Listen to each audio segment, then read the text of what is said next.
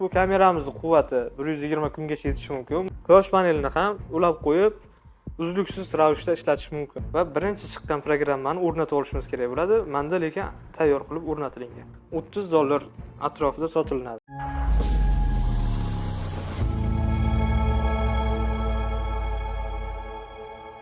Assalomu alaykum hurmatli kuzatuvchilar. Men kamera mutaxassisi Akbarali Abduvaliyev. Bugun sizlar bilan ishxona, ofis, qanaqadir joylarga qo'yish uchun mo'ljallashtirilgan Wi-Fi va sim kartali variantlariga ega bo'lgan kamera haqida gaplashamiz.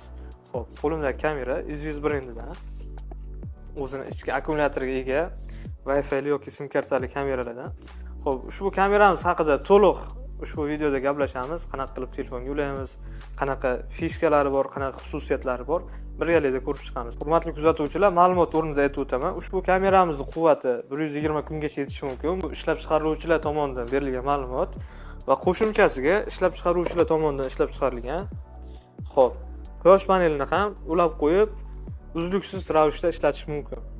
Ya'ni kamera quyosh panelini qo'llab-quvvatlaydi. Kameramizning qutisida mana ko'rishingiz mumkin, 120 kungacha akkumulyatori ishlab berishi mumkin. Bundan tashqari Easy Solar Panel deb yozib qo'yibdi. Xo'p, quyosh panelini qo'llab-quvvatlashini aytib o'tgan. Rangli tungi rejimga ega. Bu haqida alohida aytib o'tgan. Xo'p, 2K formatda video tasvirga oladi. Bu haqida aytib o'tgan. Xo'p, kelayotgan bo'lsak, mana 120 kungacha battery life deb yozib qo'yibdi.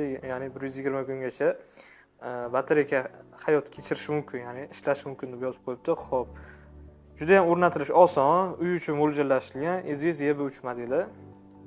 Xo'p, endi bu yoqda o'z funksiyalarini aytib o'tgan, yomg'ir qorga chidamliligini, xo'p, aqlli uy loyihasiga, aqlli uy tizimiga integratsiya bo'lishini, rangli tungi rejimga egaligini, ikki tomonlama ovozga egaligini, xo'p, sirenasi borligini, insonni aniqlashligini, xo'p, juda ham oson o'rnatilishligini aytib o'tgan va juda ham kuchli qo'riqlanuvchi tizimga egaligini aytib o'tgan.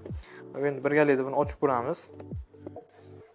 Xo'p, juda ham sifatli qilib, demak, kamerani qadoqlagan. Buni ichidan foydalanuvchi kitobchalari chiqadi. Xo'p.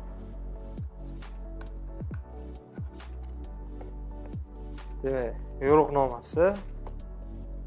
Xo'p, qotirish uchun powerbanklari bor. Xo'p, quvvatlash uchun USB kabelga ega. Xo'p, kronshtaynga ega. Demak, biz buni devorga qotirib qo'yib, kamerani qotirish uchun mo'ljallashtirilgan. Va kameramiz o'zi. Bu shunaqa kameraning o'zi. Demak, birgina qutisining ichidan shunaqa narsalar chiqadi. Quyosh paneli kelayotgan bo'lsa, Type-C orqali demak quvvat uzatadi. Xo'p, 4 metrgacha uzaytirishimiz mumkin kabelini va yomg'ir qorga chidamli quyosh paneli. Quyosh panelini ham juda ham zo'r qilib upakovka qilishgan. Xo'p. Quyosh panelimiz shunaqa g'adir-budur yuzaga ega. Lekin materiali ham zo'r materialdan foydalanishgan. Adashmasam, plastmassa silikon oddiy. 4 metrgacha uzaytirilgan kabel, ya'ni bu porti Type-C port bo'ladi. Xo'p. Va quyosh panelimizni kronshtayn chiqadi. Ishlab chiqaruvchilar tomonidan yana bir bor aytib o'taman, 120 kungacha ishlashi mumkin deb yozilgan. Har kuni o'sha 5 sekund, 10 sekunddan yig'ilib borganda 5 minutgacha yoki 10 minutgacha bo'lsa, 120 kungacha ishlab berishi mumkin deb bizga ma'lumot bermoqchi. Lekin bu 24/7 uzluksiz videoga olib, hech qachon 120 kungacha, 20 kungacha ishlab bera olmaydi. 120 kun juda ham katta vaqt. 20 kun ham ishlab bera olmaydi. Sababi buni ichida 5200 mAh akkumulyatori bor. Bu o'rtacha quvvatda agar 24/7 ishlasa, uzog'i 4-5 kun ishlashi mumkin. Shunda ham uzog'i. Xo'p, agar kameramizga quyosh panelini qo'shib qo'yib, ya'ni kamerani devorga qotirib, buni bu yog'iga quyosh panelini qo'yib ishlatsak agar, quyosh paneli kunduz kuni kameraga quvvat beradi, kamera ham quvvatlanadi, ham ishlab turadi va tunda, kechqurun quyosh botgandan so'ng kamera o'zining akkumulyatorini bemalol ertalabgacha ishlata oladi. Bunaqa holatlar 3-4 kunlab bo'lishi mumkin. 24/7 shu vaqtda zapis qilib beradi. Demak, kameramizni ishlatishimiz uchun hozir qo'limda sim kartali variant turibdi. Bitta sim karta va fleshkani qo'yib olamiz. Kameramiz shunaqa zamonaviy ko'rinishga ega. Xo'p, yuz tarafida inson va avtomobilni tanuvchi sensorlari bor. Ikkita projektorga ega. Bu ikkita projektor tunda rangli rejim olishni ta'minlab beradi. Va bu yoqda o'zini yana yorug'likni payqovchi datchiklari bor va tepada indikator bor. Eslatib o'taman, bu ikkita projektorchasini va indikatorni nastroykasi orqali o'chirib qo'yishimiz mumkin va yonida mikrofoni bor ovoz yozib olish uchun. Endi pastki qismiga kelayotgan bo'lsak, xo'p, ovoz chiqarish uchun karnayi bor va bu yoqdan bizga quyosh panelini ulab qo'yishimiz uchun Type-C porti bor. Mana shunaqa ulab qo'ysak yetadi. Yana biz bu yog'ini ochsak, ko'rib turishingiz mumkin. O'chirib yoqish uchun tugmacha, qayta yuklash uchun tugma va e'tibor bering, sim karta qo'yish uchun porti bor. Xo'p, istalgan aloqasi yaxshi ishlaydigan, ya'ni internetga yaxshi ishlaydigan sim kartani qo'yib qo'yamiz. Eslatib o'taman, trafik 30 GB, 42 GB bo'lishi kerak emas. 5 GB ham bir oy uchun yetadi. Xo'p, va bizga SanDisk firmasidan original 128 GB li fleshka. Men o'zim shaxsiy maslahatim SanDisk firmasidan 128 tali yoki 256 tali fleshka ham qo'yishingizni tavsiya qilaman. Agar 64 GB li fleshkani ham qo'yishingiz mumkin, lekin 24 ga 7 zapis qilsa, o'rtacha 3-4 kunda to'lib qolishi mumkin. Shuning uchun 128 tali qo'yib qo'ysangiz, ancha yaxshi bo'ladi. Narxi ham atiga $13 atrofida chiqadi. Agar 256 taligini olayotgan bo'lsangiz, $23 bo'ladi. Buni shunaqa qo'yib qo'yamiz. Sim karta va fleshkani qo'yib oldik. Endi power tugmachasini bosib turib kamerani yoqamiz va telefoningizga birgalikda ulaymiz. Power tugmachasini bosib turamiz. Xo'p, ko'k indikator yondi. Hozir bizga gapirib ma'lumot beradi holat yuzasidan. Aha. Xo'p. Kamera yondi deyapti. Xo'p. Tarmoq ulandi deyapti. Ingliz tilida ma'lumot beradi. Endi biz mobil qurilmamizdan, misol uchun App Store ga kirib, izviz deb yozamiz. Izviz. Va birinchi chiqqan programmani o'rnatib olishimiz kerak bo'ladi. Menda lekin tayyor qilib o'rnatilgan. Buni bosamiz. Izviz programmasiga kiradi va siz kirgan vaqtingiz akkaunt oching deb oyna chiqadi va akkaunt ochib olasiz. Akkaunt ochib olganingizdan keyin добавить устройствоni ustiga bosasiz, kamera bo'limini tanlaysiz va kamerani shunchaki skaner qilasiz. Bittagina skaner yordamida ulanadi. Mana kameramiz chiqdi. Добавить bosamiz. Xo'p. Mana. Kameramiz birdan ulandi. Mana bor yo'q bitta dona QR kod yordamida mana. Juda ham zo'r. Xo'p. Biryotni bosamiz. Biz nastroyga qilib olamiz hozir kamerani mana. Xo'p. Naklinkasini oling deyapti. Xo'p, biz oldik.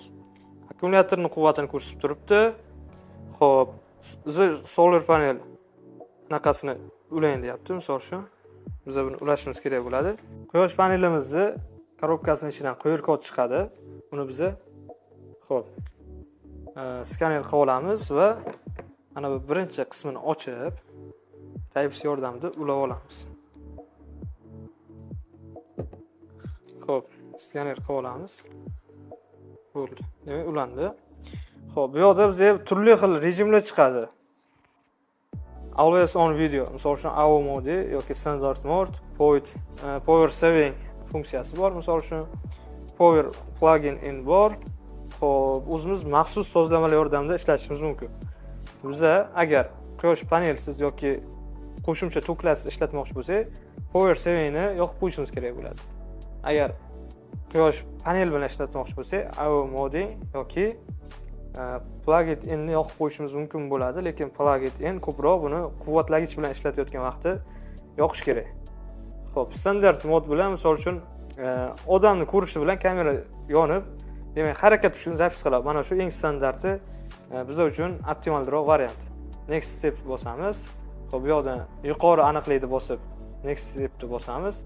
Demak kameramiz tayyor bo'ldi. Endi ustiga bosamiz. Xo'p, yana sozlamalarga o'tib, birinchi bo'lib biza mana bu audio qismidan misol uchun device voice promotion ni o'chirib qo'yamiz. Bu ya'ni kameramiz holati haqida karnaydan ovoz kelmaydi, ya'ni dinamiklardan ovoz chiqmaydi.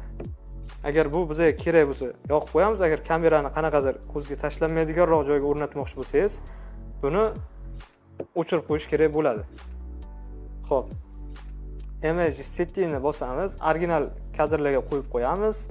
Tungi rejimini agar projektor yonishini xohlasangiz, smart tungi rejimga qo'yib qo'yasiz. Agar projektor yonishini xohlamasangiz, oq-qora tungi rejimga qo'yib qo'yasiz. Logoni yoqib qo'ysak, bu yoqdan iziz yozuvchasi chiqib turadi. Bu unchaqa juda ham bir muammoli, munozarali narsa emas. Agar flip image qilsak, biz kamera bunaqa qotirib qo'ygan vaqtimiz to'g'ri qilib beraman. Qarang. Bossak, kamerani lekin teskari ushlab turibmiz. Zerkalni qilib beradi. Bizga bu narsa ko'p ham kerak emas. Sabab kamerani bunaqasiga qotirish juda ham oson. Sabab bitta bolt yordamida qotiriladi. Xo'p, image settingga chiqamiz. Lighting settingga chiqamiz. Misol uchun lift navigation bor. Yoki xo'p, kamera status light bor. O'shani agar biz o'chirib qo'ysak, mana bu ko'k o'chadi. Mana e'tibor bering. Ko'k switchasi hozir o'chadi. Ko'k switchasi o'chdi. Buni juda ham salbiy oqibatlari bor. Sababi kamera yonganmi, o'chganmi, umuman bila olmaysiz. Qanaqadir tarmoqda, ya'ni sim kartada muammo bo'lsa, umuman bilib bo'lmaydi. Shuning uchun buni yoqib qo'yishimiz kerak bo'ladi. Demak, yondi. Xo'p, endi eng asosiysi, ya'ni siz diqqat bilan buni kuzating. Record list ustiga bosamiz. Stroke ichiga bosamiz va mana buni bitta format qilib tashlaymiz. Xo'p. Hozir format qilsak, biz kamera fleshkani o'ziga moslab sherflab oladi. Ya'ni bu xavfsizlik jihatdan ham, ishlash jihatdan ham. Agar biz buni format qilmasak, fleshka kameraga to'g'ri mos tushmaydi, ya'ni kamera fleshkani tanimaydi. Tana olish uchun biz buni format qilishimiz kerak bo'ladi. Kameramiz deyarli ishlashga tayyor, faqatgina bu kamera ofitsialniy, original kamera bo'lganligi uchun turli xil yangilanishlar, yangi funksiyalar kelib turishi mumkin. Shuning uchun biz bunda bitta upgrade qilib olamiz. Demak, kameramizning yangi versiyalari chiqadi. Juda ham zo'r. Hozir ma'lumot o'rnida aytmoqchiman. Xo'p, 17-aprel kuni syomka qilib turibmiz. Kechqurun soat 12:10. Xo'p, ko'rishingiz mumkin. Lekin hali ham Samsung One UI 7 O'zbekistonga kelmadi. Lekin bu kameraga hozir yangilanish kelib turibdi. Tasavvur qiling kamerani. Demak, kameramiz 100% ishlashga tayyor. Yana ma'lumot o'rnida bir narsani aytib o'tmoqchiman. Xo'p, kameramizni qanaqa internet yoki emaillarni ko'rib turishimiz mumkin bu bo'limida. Xo'p, bu yerda xavfsizliklarni ko'rib turishimiz mumkin. Xo'p, bu yerda ma'lumotlarni olishimiz mumkin kameramiz. Va bu yerdan charge device qilib kamerani yana qo'shimcha akkauntlarga dastur berishimiz mumkin. Misol uchun, bu kamerani siz qaysidir firmaga o'rnatdingiz. Qaysidir firmaga yoki qanaqadir bir obyektga, lekin yana sizni ustingizdan ham qanaqadir xo'jayinlar bor. Ular ofisda o'tirishadi. Mana shu kamerani faqat siz kirib chiqadigan joyga o'rnatganingiz uchun bu kamera sizning akkauntda turibdi, lekin faqatgina shu kamerani o'zini boshlig'ingiz akkauntiga ham ko'rinadigan qilib qo'yishingiz mumkin. Yana siz bu yoqqa emailni yozasiz yoki QR kod bilan kamerani ulashasiz. Shunda sizning akkauntingizda ichidagi mana shu kamerani boshlig'ingiz ko'rib turadi. Tasavvur qiling, akkauntingizda 10 ta kamera bor, lekin bitta shuni boshlig'ingiz ko'rib turadi. Zo'r imkoniyat bu. Bunga lekin 5. Va bundan tashqari Easy Clouddan biz sotib olishimiz mumkin. Xo'p, bulutli xotirani sotib olishimiz mumkin. Bu arzimagan pulga turadi. Misol uchun $30 to'lab, xo'p, 1 oylik xotirani 1 yillik muddatda xarid qilishingiz mumkin. Ya'ni nima deb tushuntirsam bo'ladi. Misol uchun o'sha $30 evaziga siz yanvarda bo'layotgan narsani dekabrda ham ko'rib turishingiz mumkin. Bu juda ham zo'r imkoniyat. Va kamerani kimdir o'g'irlab ketgan holatda ham o'sha bulut xotirangizda ma'lumotlaringiz 100% saqlanadi. Zo'r xavfsizlik jihatdan. Va bu yoqdan kameraning nomini o'zgartirib qo'yishingiz mumkin. Bu juda ham bizga kerak emas narsa hozir. Xo'p. Kameramiz mana ishlashni boshladi. Tasvirga olishi juda ham zo'r. Quyosh panelini shunaqa ulab, kameraning kranchteyni va quyosh panelining kranchteyni shunaqa quyoshga moslashtirib qo'ysak bo'ldi. 24 ketdi, shu holatda ishlab berishi mumkin. Kamera qotmasdan juda ham sifatli ishlab turibdi. Ko'rishingiz mumkin. Xo'p, telefon ko'rsataman sizga. Xo'p, hozir siz kamerani argumент tasvirlarini ko'rib turibsiz. Xo'p, endi hozir bitta ish qilamiz. Buni tungi rejimi qanaqa ishlashini birgalikda ko'ramiz. Demak, biz projektorlarni o'chiramiz. Endi esa kameramiz o'zini qora tungi rejimini yoqdi. Xullas, bir gap bilan aytganda juda ham qorong'ulik, hech qanaqa yorug'lik yo'q. Hozir men oyog'im keldi. Nima bo'ldi bilmayman. Qop-qorong'i joy. Degan zo'r tungi rejimga ega. Agar endi meni yoqsa, mana shunaqa o'zini tungi rejim, ya'ni infrakrasniy nurlarni o'chiradi. Mana shunaqa qop-qorong'i bo'ladi. Endi mana endi yoqdi. Xullas, zo'r bir gap bilan aytganda, noslik yo'qolmadi. Hurmatli kuzatuvchilar, shuning bilan EasySEB3 sim kartali yoki Wi-Fi kamerani bugungi obzor tugadi. Xo'p, bugungi videoda olingan qisqacha xulosalar. Biz buni bemalol yomg'irli, qorli xohlagan joyimizga, xo'p, xohlagan quyosh paneli bilan, xohlagan o'zi bilan o'zini bemalol ishlasak bo'ladi.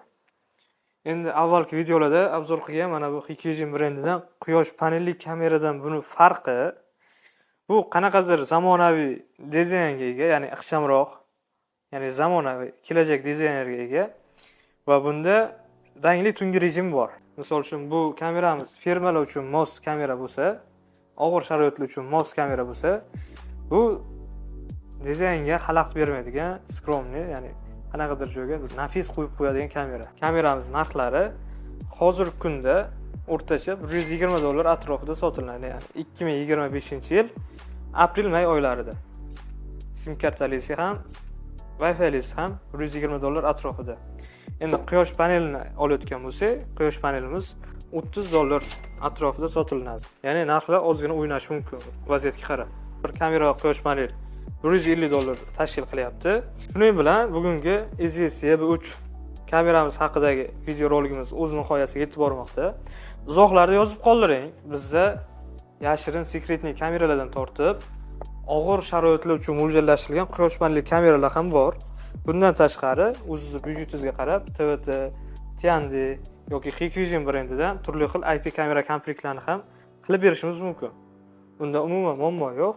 Faqatgina siz izohlarda yozib qoldiring. Keyingi videolarimiz, ya'ni keyingi kontentlar qanaqa mavzular, qanaqa mahsulotlar uchun tayyorlanishini.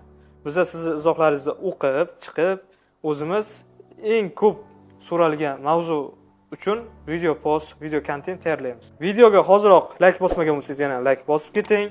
Kanalimizga obuna bo'lib, uni do'stlaringizga yuboring va qanaqadir mahsulotlar kerak bo'lsa, ekraningizda ko'rinib turgan 20lik 011 66 11 raqamlariga qo'ng'iroq qiling. E'tiboringiz uchun rahmat. Xayr, salomat bo'ling.